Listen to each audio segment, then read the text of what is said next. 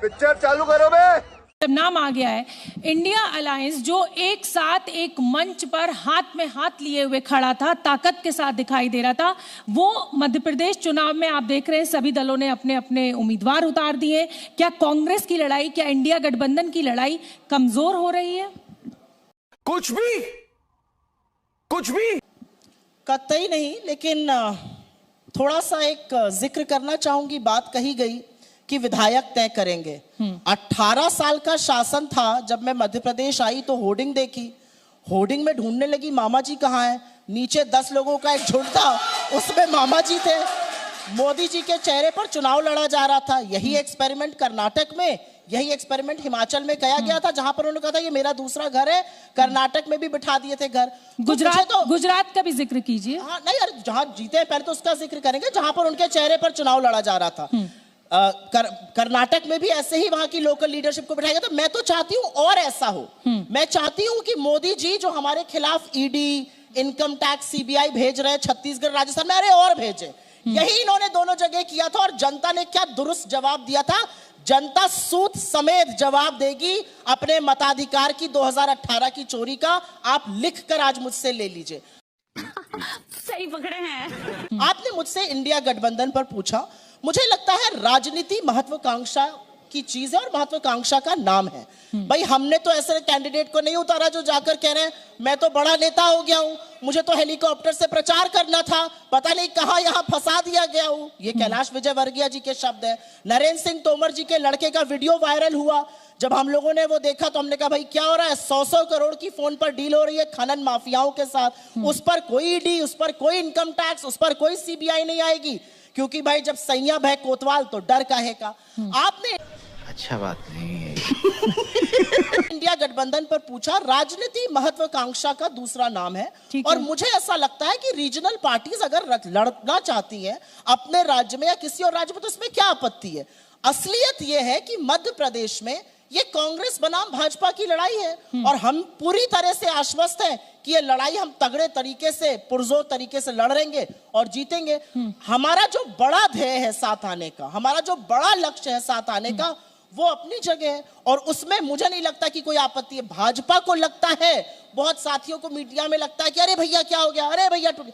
अरे फेविकोल का गठबंधन है, टूटने वाला नहीं है, कोई घबराए नहीं। यहाँ पर क्यों आप इंतजार कर रहे हैं? क्योंकि बात यह है कि हमारे गठबंधन को देखकर 2 चीजें भाजपा ने करी। एक, जो कहते थे मैं एक अकेला सब पर भारी, उनको 38 लोगों का कुनबा जोड़ना पड़ गया, 22 में से जिनके 0 सांसद हैं। एक और काम हुआ, उन्होंने जिस देश को हम अपनी माँ कहते हैं, अपनी सरजमी कहते हैं, अपना वतन कहते हैं, चाहे भारत कहिए, चाहे हिंदुस्तान कहिए, चाहे इंडिया कहिए, चाहे सिंधु परम, कुछ भी कहिए आप, अपनी माँ के नाम को विद्रूप कौन करता है? इंडिया को इंडियन मुजाहिदीन और ईस्ट इंडिया कंपनी जो गुलामी की प्रतीक थी उसके साथ खड़े रहने वाले लोगों का प्रेम शुक्ला सोच समेत जवाब भारत की ये जनता देगी। प्रेम शुक्ला जी लगा। अरे हम तो फकीर आदमी हैं, झोला लेके चल पड़ेंगे जी। वो कर दिया। सुप्रिया से मैं छोटा सा एक कमेंट ले लेती हूँ। सुप्रिया जी, जिस तरीके की भाषा का इस्तेमाल, जिस तरीके का एक्सप्लेनेशन सेक्स एजुकेशन के लिए नीतीश कुमार ने किया, क्या स्टैंड है आपका? कांग्रेस बहुत good question, you are a good question है और मैं लार लपेट के बात नहीं करती हूँ। जो मुद्दा उन्होंने बात करी उसकी चर्चा बिल्कुल होनी चाहिए उसी भाषा में। सुनिए इसी भाषा में इस देश में महिलाओं के लिए सुरक्षा, सेक्स एजुकेशन की बात होनी चाहिए। उनके शब्दों का मैं बिल्कुल समर्थन नहीं करती हूँ, उनके शब्दों का चयन ठीक होना चाहिए था। लेकिन उसी तेवर में मैं एक बात और कहती हूँ, 78 दिन तक उस भयावह वीडियो पर चुप रहने वाले लोग, बिल्किस बानो के निर्तात जो उसके अपराधी थे उस पर चुप रहने वाले लोग, उज्जैन की एक अबोध बालिका पर चुप रहने वाले लोग, इस देश की सबसे होनहार एथलीट्स ब्रजभूषण शरण सिंह पर चुप रहने वाले लोग, हाथरस पर चुप रहने वाले लोगों को कोई हक नहीं है कि वो महिला सम्मान की बात करें। Shame on you, shame on you. ना भैया, आप जिस दिन ब्रजभूषण शरण सिंह को निकाल फेंकेंगे, आपके यहाँ एक ऐसा सांसद है जो एक महिला सांसद को और एक महिला विधायक को वैशाली की नगर वधू कहता है, वो आपकी गोदी में बैठा है। क्या मतलब है आपका? प्रेम आप शुक्ला महिला जी, सम्मान पे बात चीखने चिल्लाने से झूठ सत्य नहीं हो सकता। शर्म आनी चाहिए। बेशर्मों की बेशर्मी है। शरण सिंह ये को सुन ले। तुम्हें शर्म है? कुछ शर्म आया है? तुम्हें शर्म है? सुन लेते हैं। ये बेशर्मी है, इसी जब ये बीच बेशर्मी में का। बोले थे अगर टोका होता तो मैं चुप हो जाती, अब मैं चुप नहीं होंगी। अब देखिए, ब्रजभूषण शरण सिंह अब चिल्लाएंगी हो। जिस दिन निखार ठीक है, पता है सुन ले, कि जवाब मैं सुन लेते हैं, खोलूंगा। जवाब दे दीजिए जी। देखिए ब्रजभूषण पल्लू शरण तो सिंह पे माफी मांगो यहाँ की महिलाओं से, माफी मांगो यहाँ की महिलाओं से। ये चीखें ब्रजभूषण नहीं शरण चिल्लाएंगी। सिंह से हाथ ये जोड़ो और माफी गुंडाई मांगो, है। माफी मांगो ये लड़कियों सोच लो से, इनको, सोच लो इनको। माफी मांगो, देख लीजिए इनकी दशा, माफी मांगो, देख लीजिए माफी इनकी दशा। मांगो, माफी मांगो दशा हाथ देख जोड़ पे। चलिए माफी मांगो, अब आप लोग महिला सम्मान माफी से मांगो, ऊपर महिला मांगो, सम्मान की बात माफी सुनिए। मांगो। सुप्रिया जी, माफी मंगवाइए, सुप्रिया जी, अच्छा शांत हो जाइए, शांत हो जाइए, शांत हो जाइए, माफी मांगो, सब लोग शांत हो जाइए, माफी मांगो डिबेट को आगे बढ़ने दीजिए। माफी मांगो लखीमपुर पर, माफी मांगो शाहजहां। सुप्रिया जी, सुप्रिया जी, मैं सवाल पे आना चाहूंगी और सवाल मेरा ये है कि आपने कहा कि करवाली बेइज्जती। राजनीति महत्वाकांक्षा का क्षेत्र है, राजनीति में महत्वाकांक्षा होना अच्छा होता है। क्या इसी महत्वाकांक्षा के चलते दोनों आपके बड़े दिग्गज नेता जो है उनके ऊपर आरोप लग रहा है कि एक दूसरे के कपड़े फाड़ रहे हैं? अच्छा मेरा तो आपने मेरी मुझे उम्र बोलने नहीं का है। अवसर ही नहीं दिया ना। नहीं, मैं जी न्यूज ने जिस तरह से यहाँ पर हुल्लड़ ब्रिगेड बुला रखा है, जिस तरह से लोग चिल्ला रहे हैं, लगातार मुझे बोलने नहीं दे रहे मैं हैं। चुप जी कर रही न्यूज हूँ। को ये मैं बहुत शांत कर रही शर्मनाक हूँ। है। सर, जी न्यूज ने ये जो सुपारीबाजी कर रहे हैं, जली ना, तेरी भी जली ना। हम लगातार शांत कर रहे हैं, हमारे ये रिपोर्टर्स जी बैठे न्यूज हुए का हैं, बेहद कोशिश कर रहे हैं। शर्मनाक रवैया है, हाँ। बेहद शर्मनाक रवैया है, बेहद निंदनीय रवैया अच्छा, है। आप- और जी न्यूज को जो है अगर ये सुपारी की पत्रकारिता करनी है तो बेहद मैं थू करता हूं ऐसी पत्रकारिता पर। यह पत्रकारिता निंदनीय है, भर्त्सना करने जैसी है। लगातार जिस तरह से आप तो हुल्लड़ खुद ब्रिगेड बुला के पत्रकार रह चुके मेरे हैं, को जो लगातार प्रेम शुक्ला टारगेट जी, किया गया। आप खुद पत्रकार मुझे रह चुके टारगेट हैं। किया गया एक व्यक्ति द्वारा लगातार बुलाकर, ये अत्यंत दुर्भाग्यपूर्ण है। और आपके जो लोग हैं, अच्छा बैठ जब- जाइए, आप नहीं, बैठ सुन लीजिए, जाइए। सुन लीजिए, जब तक वहां से आवाज चली तब तक जी न्यूज के जो आपके व्यवस्थापक हैं वो खड़े नहीं हुए। यहाँ से एक व्यक्ति बोला और यहाँ चले आए। नहीं, तो बैठिए, जी न्यूज बैठिए। बहुत शर्मनाक, आप बैठिए, बहुत आप ही बैठिए, पक्षपातपूर्ण। आप बैठिए, नहीं, आप मैं बैठ बैठिए, रहा हूं। आप बैठिए, देख आप बैठिए, नहीं, आप देखिए, बैठिए तो मेरा कैमरा दिखाइए। नहीं, मैं कर मेरा रही हूँ, कैमरा आप दिखाइए। बैठिए, आप बैठिए ये लुत्था लेके पहले। प्रेम आएंगी। शुक्ला जी बैठिए, ये लुत्था आप लेके बैठिए। आएंगे आप। प्रेम शुक्ला ये जी बहस बैठिए। करने का ये आप तरीका बैठिए है। प्लीज, अगर आप आपको बैठिए। बहस करना नहीं चर्चा आता, को ठीक है। हाँ ये कर लो पहले। बड़े लोग हैं, पहले ऐसे करते होंगे। सुप्रिया जी, मैंने आपसे सवाल किया, खुद प्रधानमंत्री नरेंद्र मोदी ने हमला किया कि दोनों आपके बड़े जो दिग्गज नेता हैं वो एक दूसरे के कपड़े फाड़ रहे हैं, और क्योंकि वो पब्लिक प्लेटफॉर्म पे हो रहा है इसलिए ये सवाल उठ रहा है। और ये कहानी सिर्फ मध्य प्रदेश की नहीं है, ये राजस्थान में भी हमें देखने को मिला, पंजाब में भी। अरे प्रेम शुक्ला जी, प्रेम शुक्ला जी भाई, आप इनको बाहर ले जाएं। प्रेम शुक्ला जी, प्रेम शुक्ला जी, फिजिकली मारपीट करने आए हैं। आइए मारपीट प्रेम करते शुक्ला हैं। जी, आइए आइए, नहीं आप आइए, आप आइए, वो मुझे बटन दिखा के धमका रहे थे। आप आइए, नहीं, वो आप धमका रहे आइए, थे। आप आइए। नहीं, वो धमका रहे थे। नहीं धमकाएंगे। मैं छोटे मारूंगा, मैं छोटे मारूंगा। सुप्रिया जी, एक बड़ा आरोप आपके ऊपर लगा है कि आपके दो बड़े नेता एक दूसरे के कपड़े फाड़ रहे हैं। खुद प्रधानमंत्री नरेंद्र मोदी ने जिक्र किया, और ये इसलिए पब्लिक प्लेटफॉर्म पर वो जो भाषा का आदान प्रदान हो रहा है उससे ये महसूस हो रहा है कि सब कुछ ठीक नहीं है। क्या कहेंगे, क्या जवाब है? मत भूलो कि भक्ति और पागलपन में अधिक अंतर नहीं होता। सांसारिक दृष्टि से देखो तो भक्त पागल ही जैसा दिखाई देता है। मेरी उम्र नहीं है, उससे लंबी कमलनाथ जी की और दिग्विजय सिंह जी की दोस्ती है।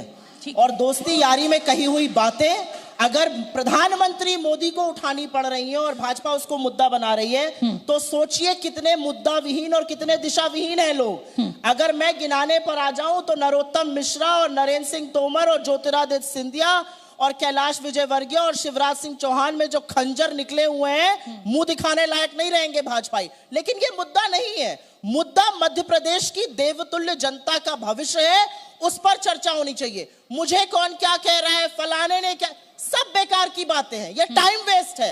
आप मध्य प्रदेश पर चर्चा कीजिए। मध्य प्रदेश में 18 साल आपने राज किया, आपने चोरी से एक सरकार भी बना ली।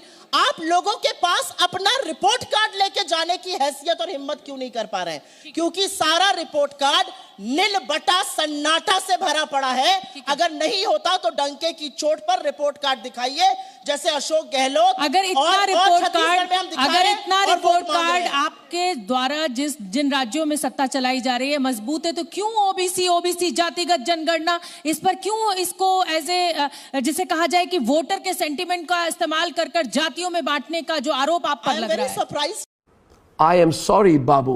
कि आप ये बोल रही हैं, और मुझे लगता था कि आप एक बहुत प्रबुद्ध पत्रकार हैं और अभी भी लगता है। आपका ये सवाल थोड़ा बेतुका मुझे लगा। क्यों बेतुका लग रहा है आपको? क्योंकि राजस्थान और मैं बता रही हूँ, बोलने दीजिए। आपने सवाल पूछ लिया, जवाब का इंतजार करिए, उसके बाद प्रत्युत्तर करिएगा। मुझे ऐसा लगता है कि राजस्थान और छत्तीसगढ़ में हमने 97% ऑन रिकॉर्ड जो अपने वचन पत्र में कहा था वो पूरा किया। चाहे वो 25 लाख का हेल्थ योजना हो, चाहे वो 500 में सिलेंडर हो, चाहे वो गोबर खरीदने की बात हो, चाहे सबसे ज्यादा दाम पर खरीद धान की हम कर रहे हो, जो एमएसपी सरकार ने नहीं करने दी और इन्होंने एक कानून निकाला कि एमएसपी से ऊपर की खरीद पर हम प्रोक्योरमेंट, उसके बावजूद हमने सारे काम किए। तो हम तो डंके की चोट पर कर रहे हैं। मुझे लगता है कि जातिगत जनगणना और ओबीसी की बात आज जनता की डिमांड है, और एक पॉलिटिकल पार्टी होने के नाते मुझे लगता है कि हमें उस डिमांड पर सजग होकर बात करनी और मेरी शिकायत आपसे भी है, और मेरी शिकायत आपसे भी है, ना धर्म में बांटिए ना जातियों में बांटिए। मैं कहती हूँ कि आप सबको सबके साथ। शोभना जी, आपका ये जो व्यू है ये थोड़ा सा एंटाइटल्ड है, और इसलिए एंटाइटल्ड है क्योंकि जिस वर्ग में हम लोग हैं, हम लोग बड़े संभ्रांत लोग हैं। हम लोग आज इस 5 स्टार होटल में बैठकर एक बहस कर रहे हैं। हम सब वेल टू डू लोग हैं, हम लोग मिडिल क्लास है, अपर मिडिल क्लास है, कोई बहुत अमीर है, हम लोग ये बहुत एंटाइटल्ड व्यू है। 84% अगर कहीं पर नंबर आया है ओबीसी, एससी और आदिवासियों का, एसटी का, उनका क्या प्रतिनिधित्व है? 76 साल बाद आजादी के हम बोलेंगे जात पात में मत बांटो, प्रधानमंत्री दिन पर बताएंगे मैं ओबीसी हूं, और उसके बाद जब अपने ऊपर आएगी तो जात पात में मत बांटो। प्रेम शुक्ला जी, क्या एंटाइटल्ड व्यू है? ठीक है, प्रेम शुक्ला जी, लोगों की डिमांड है कि प्रतिनिधित्व मिले, और हर पॉलिटिकल पार्टी को वो डिमांड सुननी पड़ेगी और प्रतिनिधित्व देना पड़ेगा, आपकी कोई भी मंशा हो। ये एंटाइटल्ड व्यू है। बस हवा निकल गई।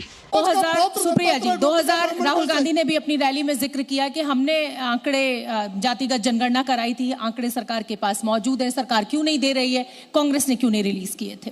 नहीं रिलीज कर पाए, हमारी गलती थी। उस गलती को 10 साल में पूरा कर लेते, रिलीज कर देते आंकड़े। आज भी कह रहे होना चाहिए, झुंझुना बजा रहे हैं क्या 10 साल से सरकार में? होना चाहिए, करके दिखाइए। और असली बात यह है कि ये बात कर नहीं सकते जातिगत जनगणना की, क्योंकि ये बात करते हैं हमने लोग। उमा भारती क्या कह रही है ओबीसी पर जरा सुन लीजिए, उमा भारती का नाम नहीं ले पाइएगा। उमा भारती आपको दिन रात लताड़ रही है। असलियत यह है 10 मुख्यमंत्री इनके हैं, एक ओबीसी है, उनकी भी विदाई होने वाली है यहाँ मध्य प्रदेश से। हमारे 4 मुख्यमंत्रियों में से 3 ओबीसी हैं।